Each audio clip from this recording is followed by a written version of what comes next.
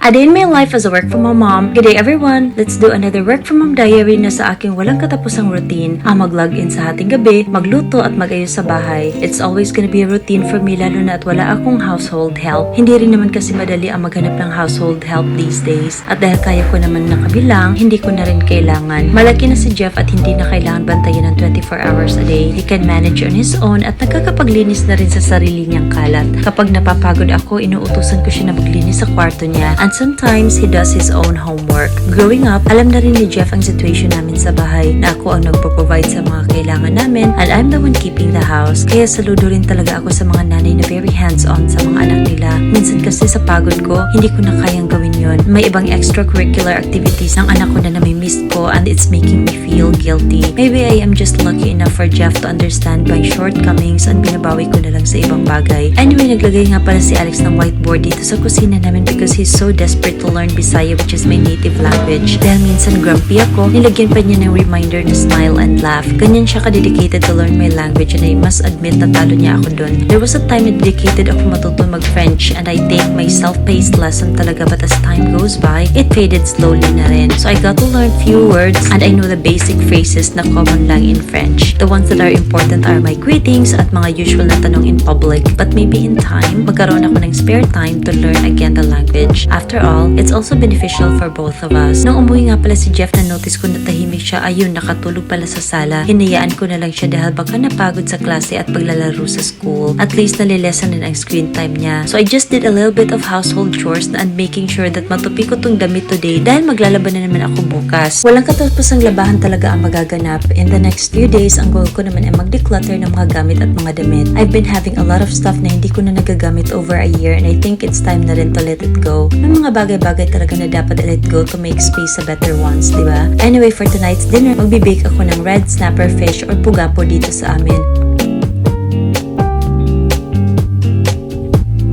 I just bake the aromatics first para mas lumambot ito and it will release its flavor. While waiting for it na matapos, nilagay ko na rin ang mga damit ko sa cabinet. It's been a goal of mine na hindi makalat ang cabinet ko. At mukhang puno lang yan pero I already thought of letting go some of the clothes to make space for a new one. May nabasa nga ako, if you're starting to make a good amount of money, don't start buying a lot of clothes. Invest in something and buy few ones but with better quality. So I want to practice that. Minsan binabalance ko lang rin na while I'm rewarding myself, gusto ko rin mag-give back sa parents ko. Over 30 years, nagtrabaho rin sila to provide for us at 5 pa kaming magkakapatid so it wasn't that easy. Nagsistruggle na nga ako mag-isa na si Jeff lang at Cookie ang mga anak ko. Ano pa kaya kapag 5 kami tapos silang 2 nagtatrabaho pa? I must admit, mayaya kami noon but my parents did not teach us to be dependent to the help. Nagtatrabaho pa rin kami sa bahay at bawal manood ng TV sa umaga during weekends kasi allotted time yon para mag-house cleaning. Iba-iba kami ng task magkakapatid. Anyway, for dinner I also made a dynamite kasi ito rin talaga ang paborito ni Alex. He always requests that talaga.